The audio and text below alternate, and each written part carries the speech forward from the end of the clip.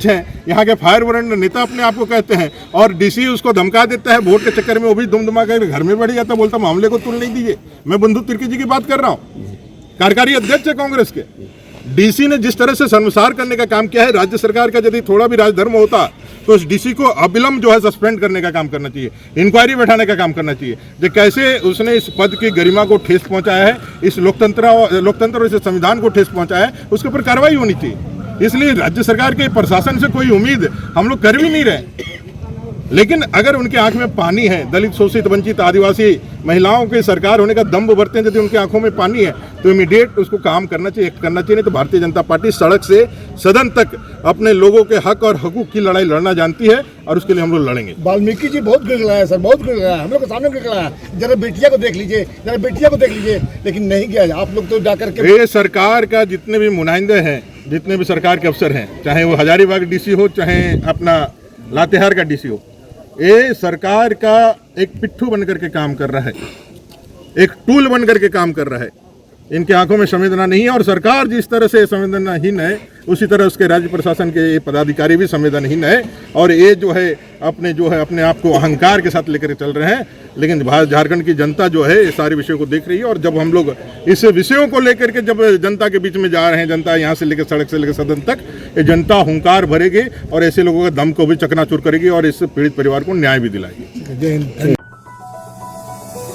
हजारीबाग जिले के दारू प्रखंड में सामूहिक दुष्कर्म का शिकार दलित नाबालिग युवती से मंगलवार की देर शाम भाजपा विधायकों ने भेंट की। उसके लिए एक ईश्वर से इंसाफ की आवाज बुलंद करते हुए राज्य की हेमंत सरकार और जिला प्रशासन को आड़े हाथ लिया। पीड़िता हजारीबाग के शेख भिखारी कॉलेज अस्पताल में भर्ती है, जहां उसका इलाज चल रहा है। विधायकों में चंदन क्यारी से भाजपा विधायक अमर बाउरी, सिमरिया से भाजपा विधायक किशुन कुमार दास और कांके से भाजपा विधायक समरी लाल शामिल थे। अस्पताल में दलित समाज के लोगों ने हजारीबाग डीसी के अस्पताल और वार्ड आकर भी पीड़िता को ना देखने का मुद्दा उठाया, जिस पर विधायकों ने डीसी के साथ साथ सरकार को भी असंवेदनशील करार दे दिया। बाद में परिसदन में पत्रकारों से बात करते हुए राज्य में कानून व्यवस्था की लचर स्थिति, अधिकारियों का जन विरोधी रवैया, राज्य में भ्रष्टाचार पर जमकर हेमंत सरकार को निशाने पर लिया। हजारीबाग से सोनू केसरी की रिपोर्ट।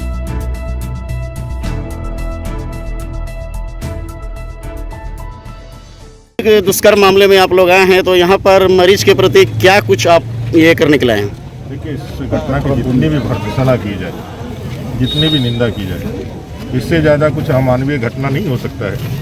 एक छोटी सी बच्ची को इस तरह से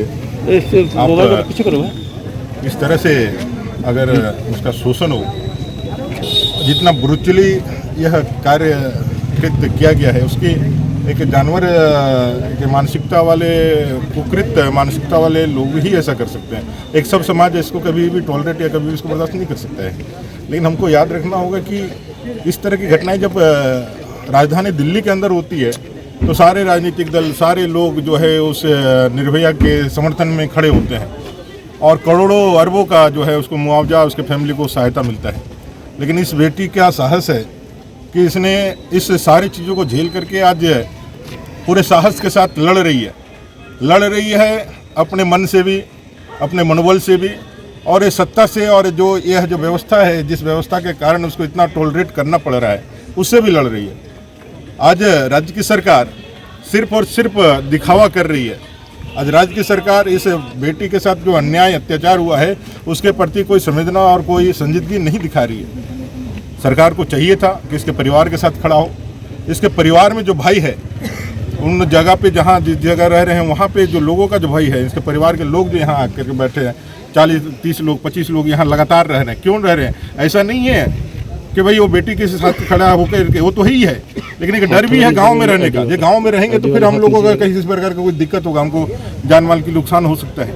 ये भाई से अभय करने का भी काम जिला प्रशासन को है, राज्य की सरकार को है, लेकिन उनका कोई भी ऐसा काम, कोई भी ऐसा एक्टिविटी नहीं है जिससे लगे कि भाई सरकार जो है इस पीड़ित परिवार को साथ खड़ा है, इसको न्याय दिलाने के लिए खड़ा है, इसको अभय बनाने के लिए खड़ा है, इसको कोई मुआवजा दे करके इसको खड़ा करने के लिए कोई प्रयास कर रहा है। ऐसा राज्य सरकार नहीं कर रहा है। अभी हम लोगों ने बात की है, साहस का मैं दाद देता हूँ और नमन करता हूँ उस माता को जिसने इतनी साहसी बेटी को जन्म दिया है। इतने कुछ झेलने के बाद भी उसने अपने साहस नहीं आ रहा है, अपने बल के साथ खड़ी है। लेकिन आज इलाज जितना बेहतरीन तरीके से हो सकता था अच्छा हो रहा है, लेकिन बेहतरीन नहीं हो रहा है। इसलिए हम लोगों ने बात भी किया है कि भाई इसके इलाज के लिए आप यदि हायर सेंटर भेज सकते हैं तो हायर सेंटर भेजिए, किसी का इंतजार मत कीजिए।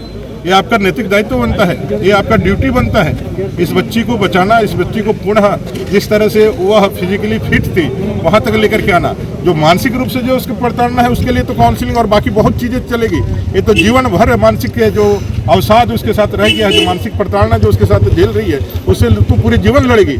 लेकिन यह बेटी है और बेटी जिस माँ के गर्भ से पैदा हुई है उसकी साहस है, इतनी ताकत के साथ खड़ी है तो निश्चित रूप से इस जंग को भी वो जीतेगी। लेकिन ये राज्य सरकार के अपने जो किया है उस पे जो अपना जो उसका जो धर्म है उसको जरूर उनको एक बार फिर से पुनरीक्षित करना चाहिए, उसको एक बार रिव्यू करना चाहिए कि क्या वो जो कर रहा है वो सही है, क्या उनका जो एक्ट है जो एक्शन है वो सही है क्या। सिर्फ मुजरिमों को जो नामजद है उसमें 2-3 लोगों को पकड़ करके आपका कार्य क्या इतनी नहीं होता है। ये कहीं से आप अपना पीठ नहीं थपथपा सकते, उसमें भी पता चल रहा है कि लोगों ने सरेंडर किया है।